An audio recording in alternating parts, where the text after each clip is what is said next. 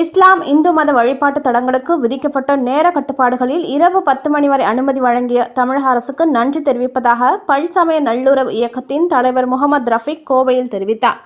தமிழகத்தில் கொரோனா 2வது அலை வேகமாக பரவி வரும் நிலையில் இதனை கட்டுப்படுத்தும் விதமாக அண்மையில் தமிழக அரசு சில கட்டுப்பாடுகளை விதித்தது.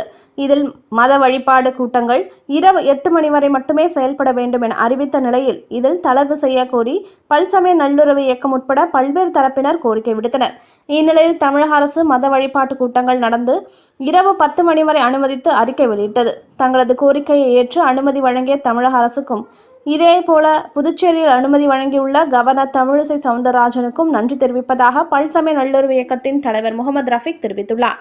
இதுகுறித்து கோவை மாவட்ட மலர் வியாபாரிகள் சங்க தலைவர் செல்வகுமார் மற்றும் பல்சமய நல்லுறவு இயக்க நிர்வாகிகள் முகமது இஸ்மாயில், பாபுலால் ஆகியோருடன் இணைந்து அவர் பேசுகையில், இஸ்லாமியர்களின் புனித மாதமான ரமலான் தொடங்கும் சமயத்தில் இரவு 8 மணி வரை வழிபாட்டு தலங்கள் செயல்பட வேண்டும் என்ற அறிவிப்பில் மாற்றம் செய்து 10 மணி வரை அனுமதி வழங்கிய தமிழக அரசுக்கு இஸ்லாமியர்கள் மற்றும் அனைத்து மதத்தினர் சார்பாக நன்றி தெரிவிப்பதாக அவர் கூறினார்.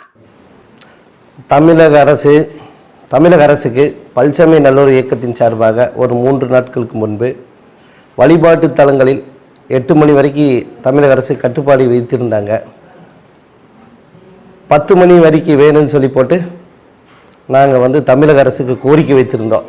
ஏன்னா இந்துக்களோட பண்டிகை பங்குனி, சித்திரை, கிறிஸ்தவர்களோட விழா எல்லாம் வருது. அதே மாதிரி இஸ்லாமியர்கள் 1 மாதம் அந்த நோன்பு காலம் வருது. அதுக்காக வேண்டி எங்களுக்கு ஒரு 8 மணிக்கெல்லாம் எங்களால் முடியாது, 10 மணிக்கு வேணும்னு சொல்லி கேட்டிருந்தோம். அதுக்கு தமிழக அரசு தலைமைச் செயலாளருக்கு கோரிக்கை வச்சுருந்தோம்.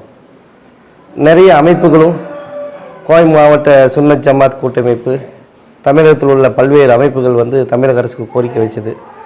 அந்த கோரிக்கைகள் எல்லாம் செவிசாய்த்து தமிழக அரசு நேற்று இரவு 10 மணி வரைக்கும் நீங்கள் பள்ளிவாசல்களை தொழுதுக்கலாம், கோயில்களெல்லாம் சிறப்பு பூஜை பண்ணிக்கலாம்னு சொல்லியிருக்காங்க. இதுக்கு தமிழக அரசுக்கு நான் இப்போ நன்றி சொல்ல கடமைப்பட்டுள்ளோம். மேலும் புதுச்சேரி ஆளுநர் முதலாக புதுச்சேரியில் தமிழிசை சவுந்தரராஜன் அவர்கள் 10 மணி வரைக்கும் முதல் அறிவித்தாங்க. வழிபாட்டு தலங்கள் 10 மணி வரைக்கும் திறந்திருக்கலாம், ப்ரேயர் பண்ணலாம் அப்படின்னு சொல்லி போட்டு அறிவித்தாங்க. அதுக்காக புதுச்சேரி ஆளுநர் தமிழிசை சவுந்தரராஜன் அவர்களுக்கும் நன்றி இந்த நேரத்தில் தெரிவித்துக் கொள்கிறோம்.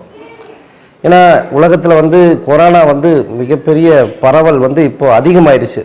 சென்ற வருடம் கொஞ்சம் கம்மியாக இருந்தது. அப்போவே லாக்டவுன் போட்டாங்க.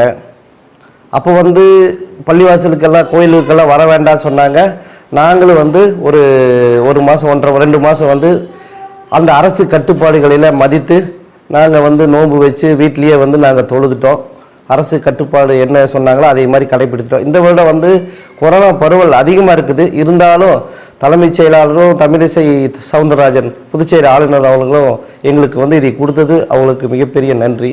அதே மாதிரி வழிபாட்டு தலங்களில் இருக்கிறவங்களும் அவங்களும் ஒரு கட்டுப்பாடாக நடந்துக்கணும். ஏன்னா இப்போது கொரோனா ரொம்ப பரவிட்டு இருக்குது. தமிழகத்துல எல்லாம் 6000 பேர்த்த இன்றைக்கெல்லாம் டச் பண்ணிடுச்சு.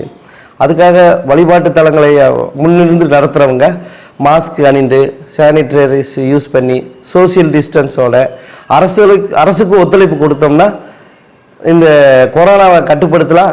நம்மளுடைய கடமைகள், இறைவனுக்கு நன்றி செலுத்த அந்த கடமைகளை நாம் நிறைவேற்றலாம் அப்படிங்கிறதுக்காக நன்றி. அதுக்காக தமிழக அரசுக்கும் புதுச்சேரி ஆளுநருக்கும் பல்சமய நல்லுறவு இயக்கத்தின் சார்பாக நன்றி தெரிவித்துக் கொள்கிறோம். இன்று கொரோனா மிகப்பெரிய பரவலை நோக்கி போயிட்டுருக்குது. அதனால் பொதுமக்களும் அரசுக்கு ஒத்துழைப்பு கொடுக்கணும். என்னென்னா அது சானிடைசரு, இந்த மாஸ்க்கு இது மாதிரி அணிவிச்சு சோசியல் டிஸ்டன்ஸோடு இருந்தாங்கன்னா இந்த கொரோனா பரவலை கட்டுப்படுத்தலாம். அதுக்கு முழு பொறுப்பு பொதுமக்கள் தான் அரசுக்கு ஒத்துழைப்பு கொடுக்க வேண்டும் என இந்த நேரத்தில் பல்சமய நல்லுறவு இயக்கத்தின் சார்பாக நான் தமிழக மக்களுக்கு அனைவருக்கும் இந்த கோரிக்கை வைக்கிறேன். மக்கள் விழிப்புணர்வோடு இருங்க அப்படிங்கிறது தான் எங்களுடைய கோரிக்கை.